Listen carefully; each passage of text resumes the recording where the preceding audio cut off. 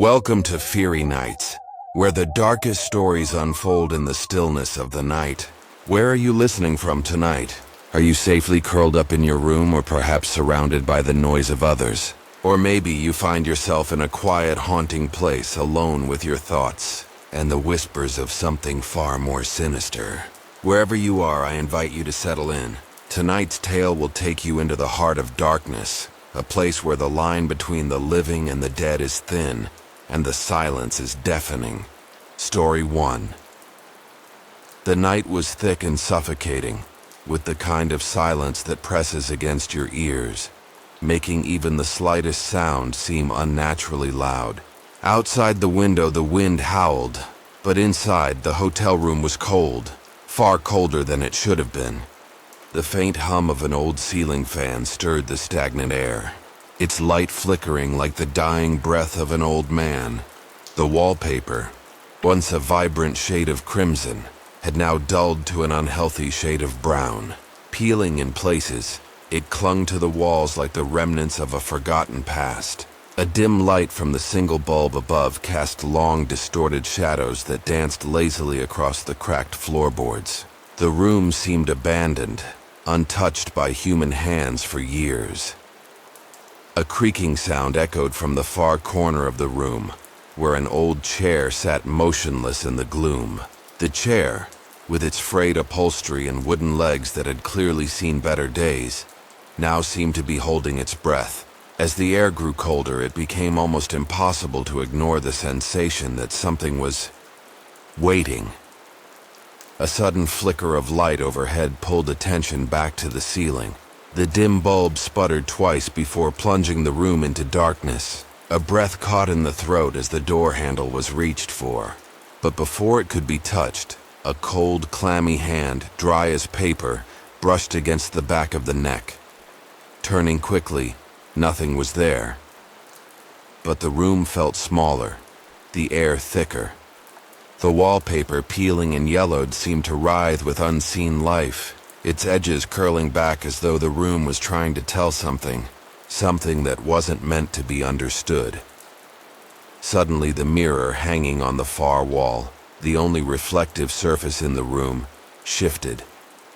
A shadowy form, indistinct and blurred, moved across its surface.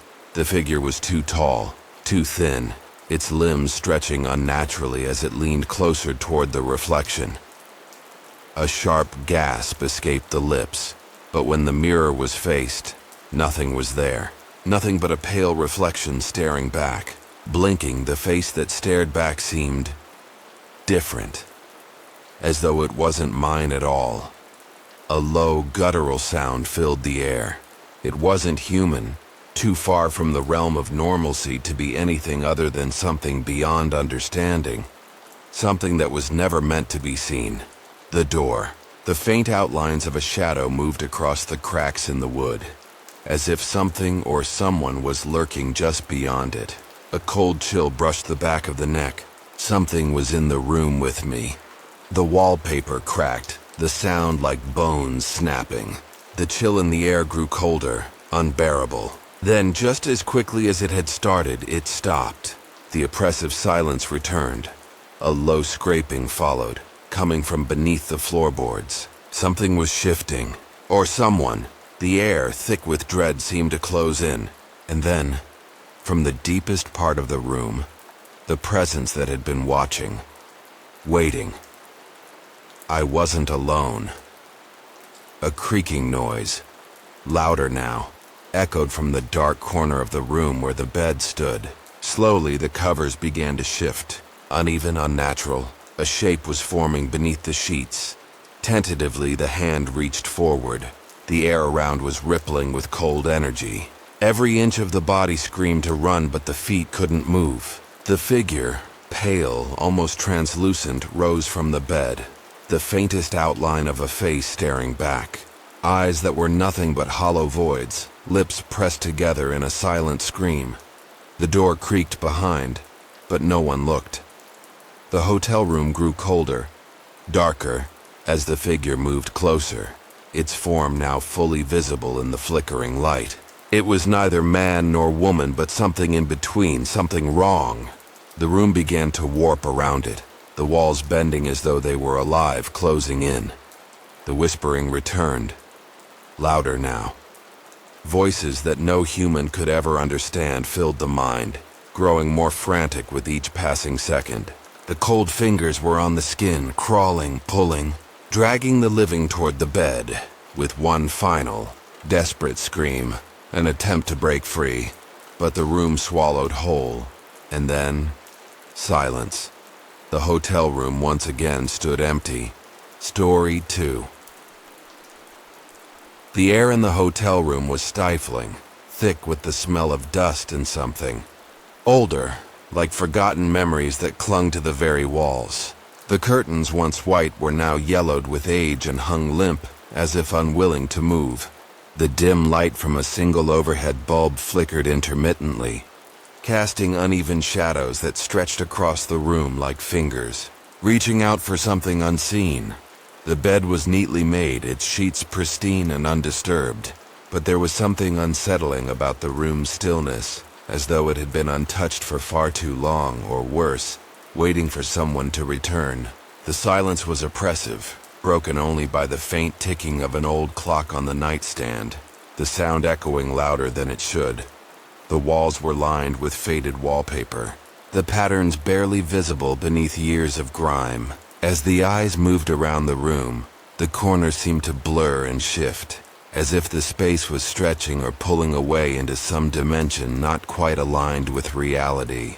Every object in the room felt off, as though placed intentionally but never quite right. The chair in the corner, the glass of water on the bedside table, nothing felt like it belonged.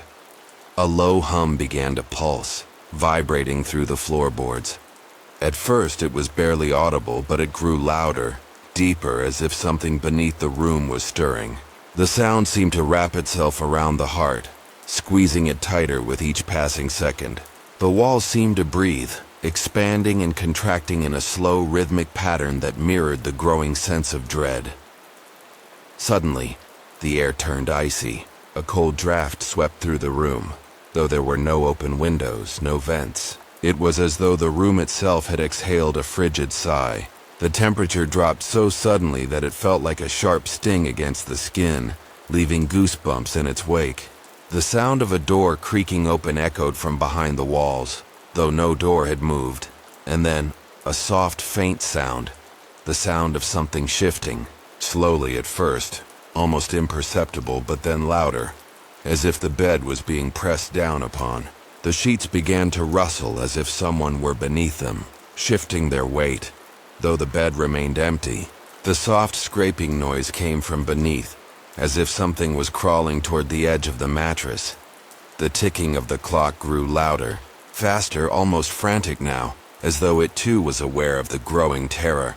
A flicker of movement in the reflection of the darkened window caught the eye. But when one turned to look, there was nothing there, just the faint, pale light of the street lamps filtering through the glass. But then, a whisper. Barely a sound at first, just the shifting of air like a breath too close to the ear. Leave. The voice was low, guttural, as if it came from the depths of the room itself. It was distant yet strangely close, like a presence just over the shoulder, waiting for the right moment. The air grew heavier, thick with something unspoken, pressing down with a weight that seemed to pull at the chest. The room felt smaller, suffocating. Each breath felt labored, as if the very atmosphere was fighting to keep the body from exhaling. The bed creaked again, this time louder, and the sheets twisted violently, as if something unseen was thrashing beneath them. The cold air grew colder still, biting into the skin, while an unnatural silence fell upon the room. The clock stopped ticking.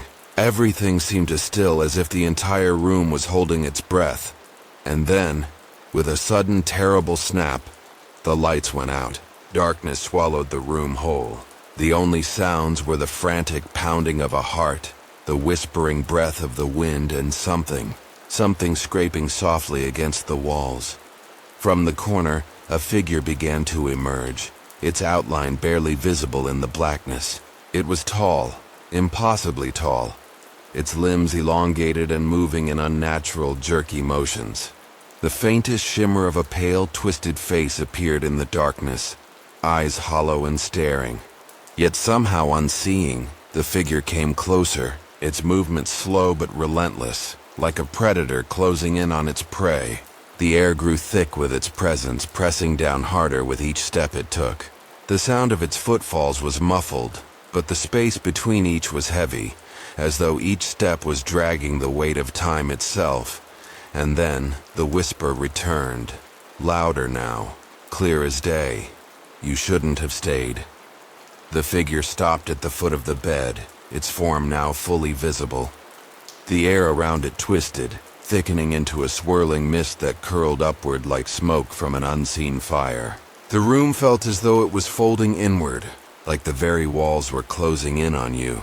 It stepped forward, its limbs unnaturally long, reaching out with fingers that scraped against the floor, leaving deep dragging marks. It was almost there, just inches away, when the door suddenly slammed open, the sound echoing through the entire building. The figure froze. A gust of wind, stronger now, pushed through the door, and with it came the faint sound of footsteps, hurried and frantic. The room seemed to breathe one final deep sigh, and just like that the figure disappeared, swallowed by the mist. The light flickered back on, casting the room in a sickly yellow glow once again. The hotel room was still, the bed undisturbed, the clock still silent, but the weight in the air remained, thick and suffocating. It felt as though the room itself was waiting for someone to step inside again. And as the door creaked open, ever so slightly, the whispers began once more. Story 3. The hotel room was silent, almost unnervingly so. The walls, once decorated with golden wallpaper, were now faded, stained with age and curling at the edges. The air was damp, heavy with the scent of mildew and something faintly metallic, like old blood. A single overhead light hung precariously from the ceiling, flickering intermittently, casting brief shadows that seemed to stretch far longer than they should. The room was small but felt claustrophobic. The bed pushed into one corner, as though it had been hastily placed. Its sheets, though clean, seemed too stiff, too well pressed. The pillows were too neat, as if they'd been arranged by someone who had all the time in the world to make the bed perfect. And yet there was something wrong about it, an unnatural stillness, an unsettling emptiness. A single window looked out onto the street below, but it was clouded with grime and sealed shut. The curtains, a dark red that had once matched the room's decor, hung limp, weighed down by the years. They fluttered faintly in the breeze, but the breeze should not have been there. The air was stagnant, and yet somehow it moved. You noticed the mirror above the dresser. It was large, framed in dark wood, its edges ornate and worn. The surface of the glass was smeared, as though someone had recently touched it, leaving behind faint, greasy fingerprints. You tried to ignore it, but the reflection beckoned. It was subtle at first, a brief shimmer at the edge of the mirror like a trick of the light. But then it became more pronounced. Your own reflection shifted. It wasn't violent, no sudden distortions or horrifying changes, but it was off. The reflection of you standing by the window didn't quite match your movements. It was delayed, jerking, twitching slightly as though it were trapped in time. The longer you stared, the more it felt as though the reflection was looking back at you, not mimicking you, but observing you, waiting. The room was growing colder. The air had turned so sharp, so biting, that each breath felt like it was puncturing the lungs. Your fingertips tingled as if they were being pricked by something invisible. You stepped back, away from the mirror, but as your feet shuffled across the floor, the reflection in the glass didn't move. The room behind you in the mirror stayed frozen, as though it were a memory, a moment caught in time, forever unchanging. A creak broke the silence, but it wasn't the floorboards underfoot. It came from the door to the hallway. You hadn't touched it. It hadn't moved. But now, slowly, the handle twisted, a slow, deliberate turn. A long, low creak followed as if something was struggling to get through. You froze. The door didn't open completely, but just enough for a sliver of blackness to spill into the room. For a moment, all you could hear was the sound of your own breath, the air thick with the heavy weight of dread. The room seemed to close in on you. The flickering light overhead buzzed louder, more erratic now, and you could feel the floor beneath you shift, as if the very building itself was groaning. You stepped forward cautiously toward the door. Every inch of you screamed to run, but the pull of curiosity was stronger, more powerful. The handle turned once more, and the door creaked open just a little wider. A low guttural hum seemed to emanate from the dark crack, as though something, or someone, was waiting in the shadows just beyond the door. You couldn't see anything, but you could feel it, the pressure of eyes on your back, the weight of a presence standing just behind you, breathing quietly, watching your every move. Suddenly, a loud thud echoed from behind, and the door slammed shut with an unsettling force. The room was plunged into darkness. A brief moment passed before the flickering light returned, weak and dim. You didn't move. You couldn't. The chill in the air was now unbearable, a suffocating cold that seemed to penetrate to the bone. And then, the whispering started. It was faint at first, but unmistakable. A slow, gentle murmur, like voices murmuring in the background, too distant to understand. They came from the walls, the floorboards, the air itself. You couldn't pinpoint it, but the whispers grew louder, more insistent until they filled your mind. The words tangled and garbled, too many to comprehend, all saying the same thing. Leave now. Your hands shook, the cold feeling of unseen fingers crawling up your spine, as though something was waiting for you to turn around. But you didn't, you couldn't. The bed shifted again. It was subtle at first, a light creak of the frame, followed by the muffled sound of sheets rustling. You could feel the weight of it. Someone was in the bed now. Your eyes darted to the mirror once more, and this time, you didn't want to look. But you couldn't stop yourself. The reflection was no longer just a delayed mimicry. The reflection of the bed showed a dark, shifting figure beneath the covers. Something that wasn't you. Something that was just there. And it was watching you. A sudden, violent thud rang out. The figure in the mirror moved, but not in a natural way. It jerked upward, its body contorting and twisting as if something was trying to break free. And then, in the reflection, you saw it. A face. Twisted, distorted, eyes wide open, staring directly at you. A silent scream echoed in your mind, and the figure reached out from beneath the sheets. You turned, heart pounding in your chest, but the bed was empty. The room was empty. The light flickered once more, casting long, terrifying shadows across the floor. The room was never empty. It never had been. You could still hear the whispers, now louder than before, echoing through your mind. Leave now. But there was nowhere to go, and no way to escape. Story 4. The air in the hotel room was thick, weighed down by the smell of mildew and something more metallic, something that hinted at blood or decay. It hung in the air like a lingering presence, suffocating and unnatural.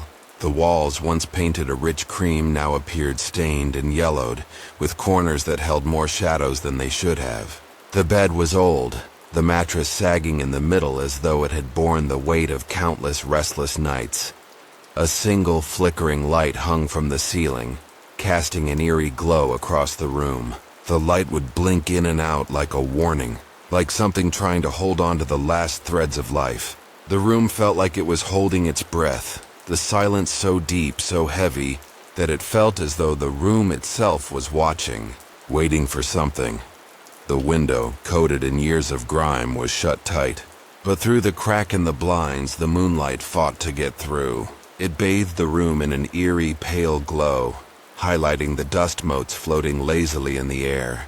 The silence was broken only by the occasional creak of the floorboards, an unsettling reminder that something in the room was moving, or had moved without explanation.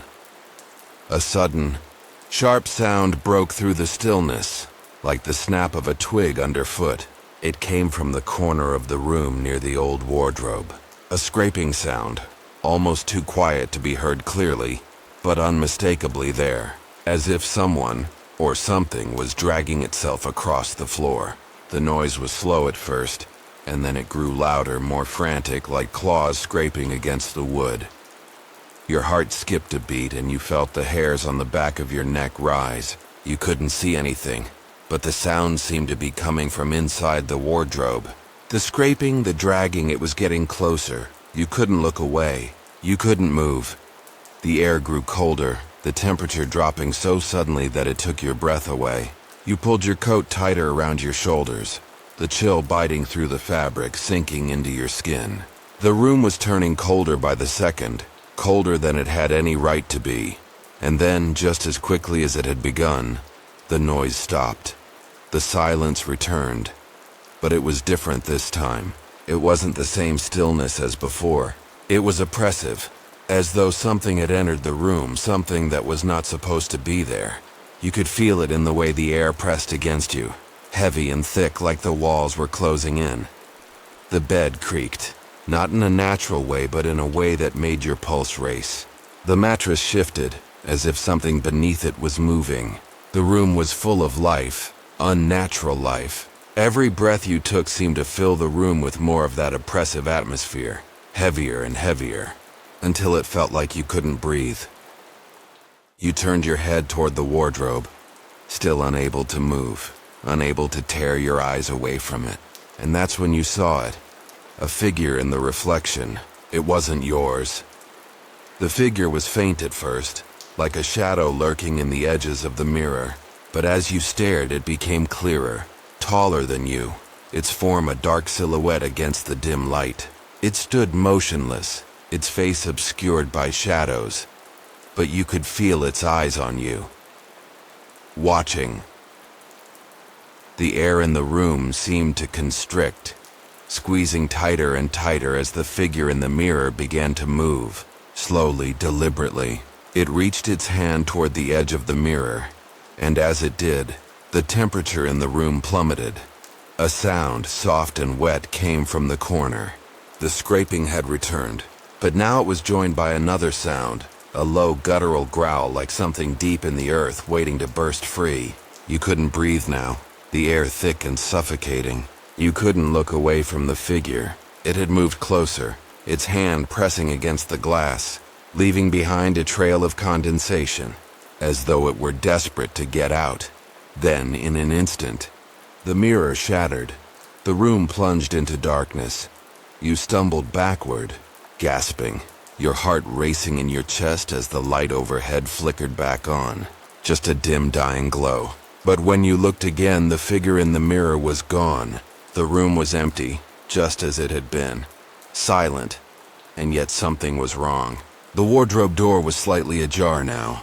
The scraping sound continued, but it wasn't coming from the wardrobe anymore. It was coming from beneath the floorboards, as though something was trying to claw its way up from the dark void beneath. The bed creaked again. There was no time to think, no time to understand. The cold hit you again, sharper this time, like the very walls were closing in. Something was in the room with you, something that wasn't meant to be, and you could hear it, its breath slow and deliberate like a whisper just behind your ear. The door, it was open, but the hallway outside was dark, and behind you the bed creaked again. Story 5. Long ago, nestled on the outskirts of a forgotten town, stood the Grand Marlowe Hotel, a towering edifice of grandeur and luxury that had once been the jewel of the region. Its ornate design and Victorian architecture had drawn the eyes of travelers from all walks of life. For many years it was the destination for those seeking comfort and opulence, a symbol of a golden age that was fading into history. The marble floors shimmered with the footsteps of the wealthy, and the high ceilings echoed with the laughter of those who called the hotel home, even for a brief while. But there was one thing that overshadowed its former splendor, a dark, haunting secret that gripped the very heart of the hotel. It was the infamous room, number 317, a room that no guest dared enter. Over the years, the stories surrounding it grew, spreading like wildfire, each more terrifying than the last. People spoke of it in hushed whispers, careful to avoid looking in the direction of the room as if doing so might summon its curse. The first signs of something wrong began in the early years of the hotel's operation. The room, at first simply a guest suite like all the others, began to attract an unusual number of guests who would never check out. Some vanished without a trace, leaving behind only an empty room, untouched, save for the faint odor of fear that lingered in the air. Others, after a single night's stay, would be found dead, their faces frozen in expressions of sheer terror. The staff, initially reluctant to believe the rumors, soon realized that something malevolent had taken root within room 317. Its power seemed to grow with each passing year, each new disappearance feeding the evil that dwelled inside. Over the course of decades, the room claimed the lives of at least 12 people. Some were found in the bed, their bodies contorted in unnatural positions as though they'd been tormented in their final moments. Others were found in the hallway outside, their eyes wide and staring as if they had seen something they could never forget. The room itself remained undisturbed, the bed still made, the window shut tight. But there was always a lingering presence, something sinister, something that felt alive. Despite the growing legend, the hotel did not close. The owners were well aware of the room's dark reputation, but they were trapped. The Grand Marlowe was their livelihood, their history. It was also their curse. Over time, most of the staff left, their nerves shattered by the constant fear that they too would fall victim to the room's power. The few who remained refused to speak of it, but their eyes betrayed them. They avoided looking at room 317 and did everything they could to keep guests away from it. But no matter how much the staff tried to deter visitors from booking the room, someone always arrived. Someone who dared to defy the warnings. One of those daring souls was a businessman named Henry Blackwell. He checked into the hotel late one evening, his appearance polished and professional, a man who had seen the world and was not easily frightened. He had heard the rumors, of course, but thought them nothing more than superstition. Room 317, he reasoned, was just another suite. He had stayed in worse after all. But when he checked into the room, things took a different turn.